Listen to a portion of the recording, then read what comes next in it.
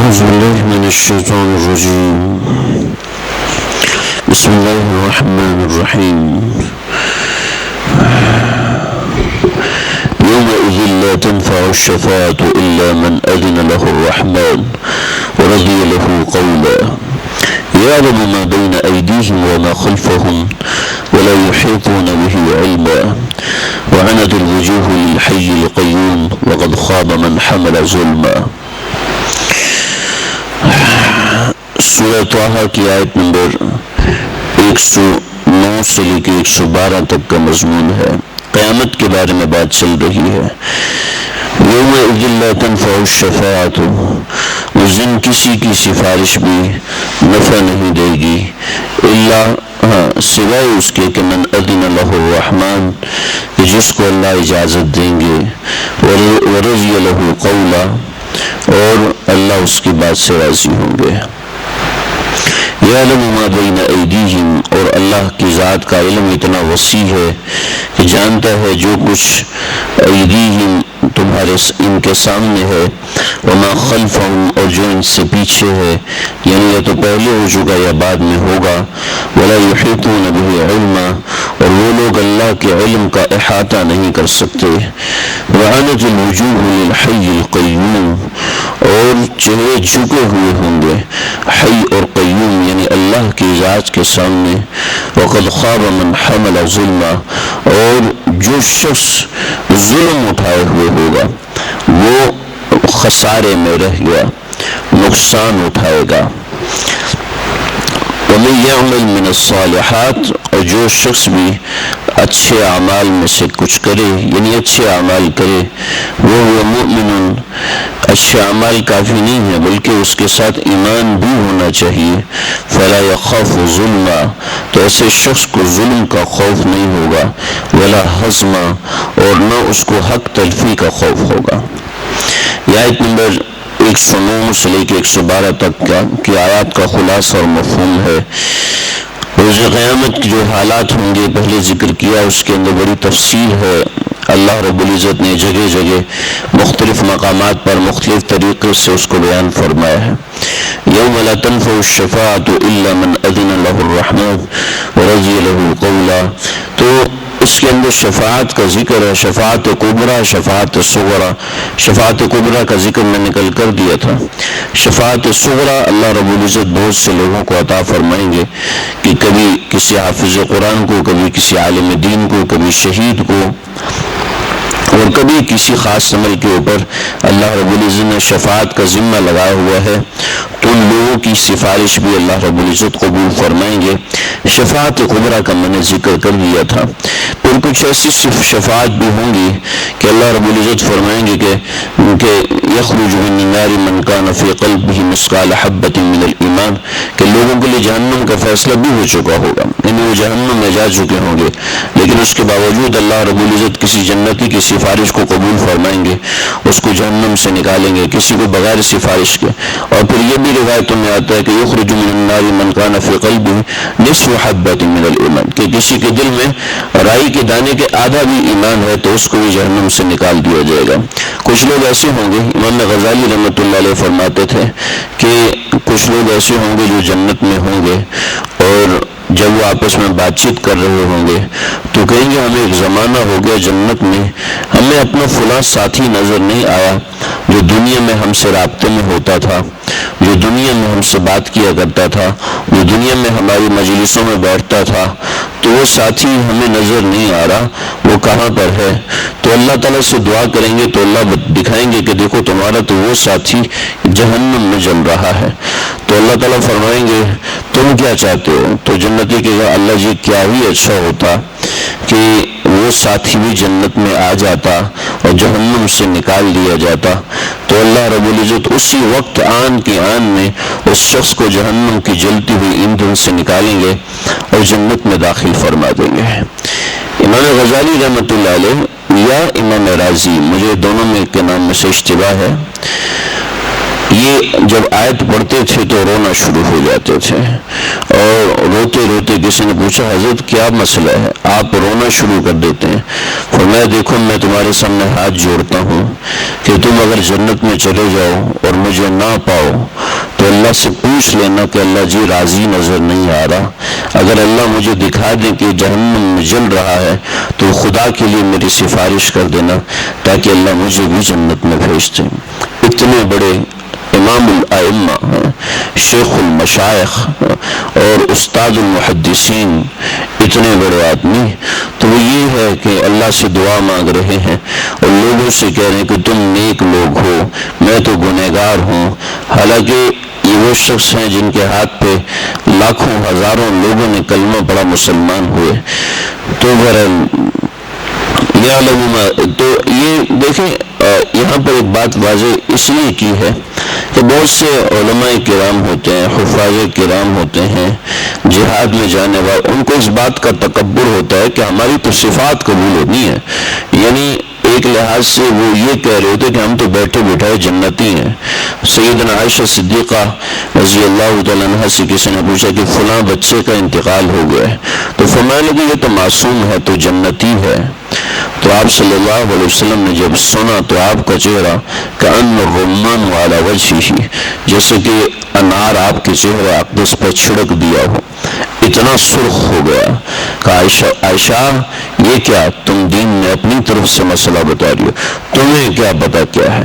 پھر بعد میں جب اللہ نے بتا دیا تو فرمایا کہ وہ طیور من طیور الجنہ، کہ وہ جنت کے پرندوں میں سے پرندہ ہو جائے گا جب کسی بچے کا انتقال ہو جاتا ہے، وغیرہ وغیرہ، اور بڑی تفصیل ہے۔ تو یعنی عائشہ نے فرمایا کہ فلاں تو جنتی ہے، تو خود کو جنتی سمجھنا یا خود کو جنتی کہلوانا اللہ کی رحمت سے امید رکھنی چاہیے۔ اللہ انشاءاللہ اللہ کہیں نہ کہیں اللہ تعالیٰ اللہ کرے تو پار لگ جائے، لیکن ایسا نہ ہو کہ خود کے اوپر ناز ہو کہ میں تو عالم ہوں، میں تو مفتی ہوں، میں تو حافظ ہوں، میں تو قاری ہوں، میں تو سخی ہوں، میں تو مجاہد ہوں، میں تو فلاں فلاں ہوں، تو میری سفارش سے تو لوگ جنت میں جائیں گے تو میں کیوں نہیں؟ استغفر اللہ استغفر، ایسا خیال بھی آئے تو اللہ سے توبہ کرنی چاہیے کہ ہمارے اکابر جب شفاعت کی آیات پڑھتے تھے تو روتے تھے اور کہتے تھے کہ اللہ تم میں سے کسی کو شفاعت کا حق دیں تو خدا واسطے میری شفاعت کر دینا۔ عام طور پہ گاؤں دیہاتوں میں جاتے ہیں تو کہتے ہیں جی حافظ جی، عالم جی، مولوی جی، اللہ کے پاس میری بھی سفارش کر دینا، کہتے ہیں ہاں جی انشاءاللہ۔ ایسے اللہ سے معافی مانگ توبہ کرنا چاہیے کہ ایسی بات سوچی بھی کیسے کہ میری شفاعت کو، الا من اذن له الرحمن، جس کو اللہ اجازت دے۔ ارے ہم تو کوئی پرائم منسٹر ہو، کوئی وڈیرا اجازت نہ دے کوئی کام کرنے کی، اللہ کی ذات کے ساتھ ہم نے کیسے سوچ لیا؟ البتہ اللہ اپنے استثناء سے جس کو اجازت دے، باقی ہر مومن سے نیک گمان رکھنا چاہیے۔ اللہ کسی کو، حضرت حنون فرماتے تھے کہ میں ہر مسلمان سے جب ہاتھ ملاتا ہوں تو یہ نیت ہوتی ہے کہ میں اس سے ہاتھ ملا رہا ہوں، میں اس کو سلام کر رہا ہوں، میں اس کے سلام کا جواب دے رہا ہوں، اللہ کرے تو یہ جنتی بنے تو اس کی گواہی ہو کہ اللہ جی میں نے اس کو سلام کیا تھا، یہ تو مسلمان ہے، میں نے تو اس سے ہاتھ ملایا تھا، یہ تو مسلمان ہے، لہٰذا جب میں نے اس سے ہاتھ ملایا تو ایک مسلمان ہونے کے ناطے آپ جنت جاتے وقت بھی میرا ہاتھ اس کو پکڑوا دیجئے۔ اتنے بڑے مجدد وقت اور جامع المجددین یہ سمجھ رہے ہیں تو ہمہ شمہ کیا، ہم لوگ کیا ہیں؟ کوئی دو لفظ پڑھ لیے تو بس یہ اللہ وَيَعْلَمُ مَا بَيْنَ أَيْدِيهِمْ وَمَا خَلْفَهُمْ وَلَا يُحِيطُونَ بِهِ عِلْمًا، اللہ کے علم کی وسعتوں کا بیان ہے۔ اور پھر اس کے ساتھ کفار کی اللہ کے سامنے انکساری کی عنت الوجوہ للحی القیوم، کہ ہر چہرہ کفار کا ہو، مسلمانوں کا ہر چہرہ اللہ کے سامنے جھکا ہوا ہوگا۔ علامہ ابن کثیر نے ترجمہ کیا کہ ہر چہرہ اللہ کے سامنے رگڑ کھا رہا ہوگا، جیسے کوئی کسی کے سامنے عاجزی کی انتہا کرتا ہے تو ناک زمین میں رگڑنے لگتا ہے۔ تو عنت الوجوہ، اور کچھ ایسے لوگ ہوتے ہیں جو کسی کے سامنے انکساری کا اظہار کرتے ہیں تو اپنی ٹوپی اس کے پاؤں میں رکھ دیتے ہیں، دوپٹہ پاؤں میں رکھ دیتی ہیں، یا اس کے پاؤں کی مٹی اٹھا کے سر پہ لگا لیتے ہیں۔ تو یہ انکساری سے کنارہ ہوتا ہے کہ بھئی میں تو آپ کے پاؤں کی خاک ہوں، اللہ کے واسطے کرم کر دو، مہربانی کر لو، بات مان لو۔ تو اللہ ہر بندے کو اس حالت سے بچائے کہ اس کو ایسا کرنا پڑے، لیکن وعنت الوجوہ الحی القیوم، وہ اس حالت میں ہوں گے کہ اس سے زیادہ انکساری کر نہیں پاتے کہ اپنے چہرے کو زمین پر رگڑ رہے ہوں گے، اللہ جی بس بس بس بس، قد خاب من حول ظلما، چاہے کچھ بھی کر دے. اگر کسی نے دنیا میں ظلم کیا ہے، کسی کا حق مارا ہے، کسی کا حق مارا، کسی کو ناجائز بے عزت کیا ہے، کسی کی عزت کو اچھالا ہے، یہ ظلم کیا، یا زبان سے ظلم کیا یا عمل سے ظلم کیا، تو قد خاب من حمل ظلما، جو ظلم اٹھا کے لائے گا نا ایسا آدمی تباہ ہو جائے گا.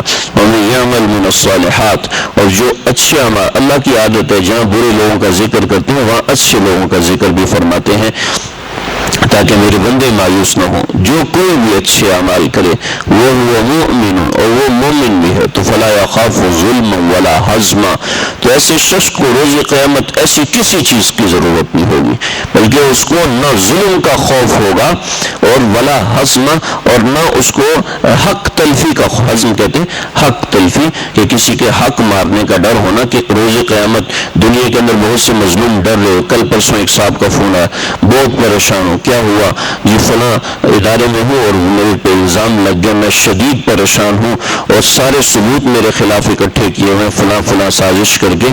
اللہ کے ہاں کسی کی سازش نہیں چل سکتی کہ کوئی کسی بے گناہ کو پکڑوا دے. ولا حزما، اللہ کے ہاں کوئی ایسا نہیں کہ کسی کی حق تلفی ہوگی. اگر ظلم کیا ہے تو اس کا معاملہ ہوگا، اگر نیکی کی ہے تو اس کا معاملہ ہوگا. ہم لوگ تو نیکی کر نہیں سکتے، غلطی ہوتا ہے تو حضرت عارفی رحمۃ اللہ علیہ فرماتے تھے روزانہ اللہ سے رات معافی مانگ کے سویا کرو. اگر اللہ سے معافی مانگ کے سوئیں گے تو ایسا ہوگا کہ اللہ اگلے روز جو ہے اگر پوچھیں گے تو کہیں گے اللہ جی رات کو معافی تو مانگ لی تھی آپ سے، تو اللہ فرمائیں گے ہاں مجھے معافی کا یاد ہے، جب میں تجھے معاف کرتا ہوں. تو چلو روزانہ صبح سے لے کے رات تک کا جو حساب ہے، رات بستر پہ سوئے تو اللہ سے معاف کروا کے سویا کریں تاکہ کندھے پہ کوئی ظلم نہ رہے. اور جس کسی نے معافی کروا لی اور پھر بھی اس نے کسی پہ ظلم کیا ہوا، حق باقی ہے، اس نے پوری کوشش کی کہ حق ادا کرے لیکن ہو نہیں سکا، تو روز قیامت اللہ فرمائیں گے ہاں بھی تیرا حق تھا اس نیک بندے کے ذمہ، جی تھا، اب کیا کریں، حق لینا ہے؟ تو کہے گا یہ اللہ بالکل حق لینا. اب وہ نیک بندہ کھڑا ہوگا، اللہ کہیں گے جی دو اس کا حق. اللہ جی آپ کو تو پتہ ہے نا میں نے معافی مانگ لی تھی. تو اللہ کہیں گے اچھا. اس آدمی سے کہیں گے وہ دیکھو اوپر، وہ اوپر دیکھا جیسے ہمارا پنکھا لگا ہوا، اوپر دیکھے گا، جب اوپر دیکھے گا تو جنت کا نظارہ اس کے سامنے کھل جائے گا، اور کوئی مرد ہوگا تو اس کو جنت سے عورت ایسے اشارہ کرے گی. دنیا کے اندر کوئی عورت اشارہ کر دے تو بندے پاگل ہو جاتے ہیں، تو وہ جنت کی حور اشارہ کر دے گی تو پھر کیا ہوگا، وہ سب کچھ بھولے گا. اللہ کہے گا ہاں جی اوپر جانا ہے حق لینا ہے، وہ کہے گا نہیں اللہ جی ادھر جانا ہے. تو اللہ پھر اس نیک آدمی کی توبہ کی بدولت تو صاحب حق کو بھی معاف فرما دیں گے، اس حق والے کو بھی معاف فرما دیں گے. ایسی عورتوں کا معاملہ ہے کہ اللہ ان کو جنت کی رعنائیاں دکھائیں گے. اور یہ تو کسی کی حق تلفی وہاں ہونا ممکن نہیں ہے. لہذا دنیا میں اگر کسی کے ساتھ کوئی ایسا ظلم ہو جائے تو زیادہ صفائیاں پیش نہ کرے، زیادہ اس کے پیچھے نہ پڑے کہ یہ کیا تو کیوں کیا، یہ کیا تو روزانہ اسی کا رونا پیٹنا کرے، نہ ایسا نہ کرے.